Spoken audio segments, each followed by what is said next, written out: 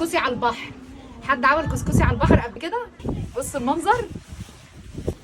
ها اخيرا ترند الكسكسي السريع اللي في ثانيه الا ثانيه هيتعمل. هقول لكم رايي فيه ايه، واقول لكم ماما كانت رافضه تعمله ليه، وبكل امانه هقول لكم جربوه ولا ما تجربوش. انتوا عارفين المصداقيه بتاعتنا. عملنا الكسكسي اللي بيتبخر على البوتاجاز بالشاشه كتير جدا، واساتذه فيه الحمد لله، ويضرب بينا المثل في نعومته وفي بياضه وفي جماله. تعالوا بقى نجرب الترند الجديد ده، نشوف ايه وضعه ونشوف ايه اخباره، وبكل امانه هقول لكم اذا كان تستحق تعملوه ولا لا. طيب بصوا كده يا حبايبي، اول حاجه هجيب حته سمنه بلدي حلوه كده او زبده. انا جبت زبده على سمنه، يعني ايه، حاجه كده جميله كده، حوالي نص كوبايه. هنزل عليها دي حوالي مجين شاي، دقيق بسبوسه يكون وسط او خشن. تمام، انا كملت كده، نزلت بكوبايه وربع من المج الكبير ده، يعني هنقول هما بالظبط حوالي كوبايتين لان ده كان نص كيلو. كان فعيرت نص كيلو طلع بالمج الكبير ده كده. تقعدي تقلبي بقى، تسخني الاول الماده الدهنيه كويس، وبعد كده تقعدي تقلبي كويس جدا جدا. بصي ايدك بقى تقليب على طول، بس اوعي يتحرق منك ولا يغمق. قلبي كويس على نار هاديه عشان تمشي بقى واحده واحده عشان ما يحصلش مشاكل. تجيبي ميه بتغلي، اهم حاجه اهي، قد الكسكسي قد الدقيق البسبوسه تحطي قده ميه. انا حطيت كوبايه وربع من العجله دي يبقى كوبايه وربع ميه منها. يعني هنقول مثلا دول نص كيلو مجين، يبقى مجين ميه قصادهم تكون بتغلي. لو ساقعه هيعجن معاكي. وقلبي بقى، شوفي البقبقه واسمعي الصوت.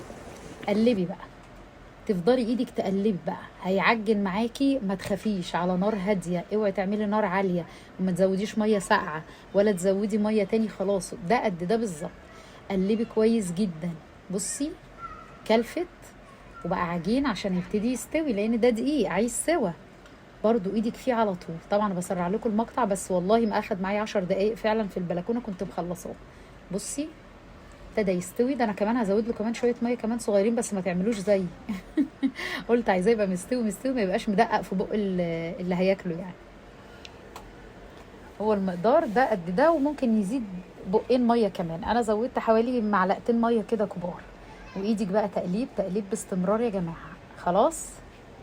طبعا يا جماعه الوصفه دي حكايتها ايه، بس عشان الدجل والخناقات اللي معموله على السوشيال ميديا والدنيا مش مستاهله يعني. الوصفه دي يا حبايب قلبي، احنا طبعا ناس قدام من على اليوتيوب من 8 سنين. الوصفه دي اصلها مغربي امازيغي. ما حدش بقى تقول لك انا اخترعتها وانا العبد لله ربنا هداني ليها، لا معلش مع احترامي ده كلام مش صح. دي كانت وصفه مغربيه كانت موجوده في الوقت ده. جه بعد، بصي انا بقول لكم كده خلاص بقى مفلفل واستوى خالص. جه بعدها الشيف محمود الجميل عملها، وجت بعدها حنون عملتها. دول من كام سنه، من حوالي سنتين 3. كون انها طلعت بقى تاني ترند دلوقتي وظهرت تاني، وحد عملها وما شاء الله طرقعت معاه، زي صاحبتي عملتها وطرقعت معاها، فده فضل من ربنا وقبول. حد تاني كان عاملها قبلها باسبوع ولا باسبوعين وما طرقعتش معاه، ده نصيب. بس هي اصلا هي موجوده، هي لا بتاعت صاحبتي ولا بتاعتك. الوصفه دي انا شايفاها وقايله لماما عليها من زمان. ماما قالت لي بلاش عك، احنا معلش مع احترامي طبعا اللي عملها، احنا طول عمرنا لازم الكسكسي على البخار ويترد مرتين وما اعرفش ايه. فقلت لها خلاص يا ماما. ماما دايما كان عندها ثوابت محدش يلعب فيها. انا بقى قلت والله لا اجرب اما اشوف ايه الضجه دي.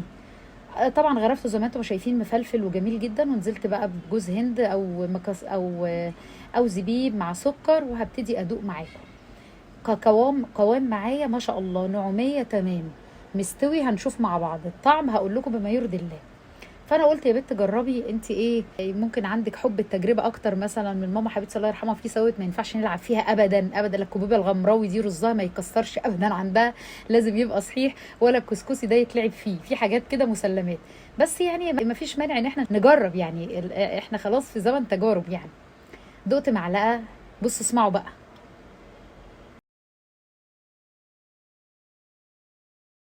والله العظيم كسكسي،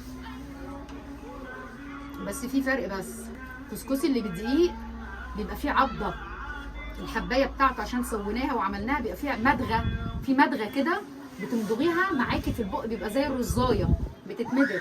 ده عشان مش حبيبات دقيق، مش الدقيق القمح بتاعنا، بتروح من غير اي حاجه خالص، بتتمسح. بس فعلا تجربه حلوه للناس اللي مستعجله، اللي عايزه تعمل كسكسي سريع والله يوفي الغرض. بصوا اهو طيب تعالوا بقى كده كمان نجربه بلبن او بحليب، يعني عشان اشوف هيعجن بقى ولا هيبقى كسكسي بقى ولا هيشرب الحليب ولا ايه النظام. لقيته شرب الحليب يا جماعه. والله يا جماعه يعني انا اديله بنسبه حوالي 80% او 90%، ودي نسبه حلوه جدا على الوقت القصير اللي اخده بالنسبه للكسكسي الكبير. فهي تجربه حلوه وسريعه، اللي نفسه في كسكسي يعملها. جربوه عن ضمانتي مش هتندموا، وامشوا نفس الخطوات بالظبط.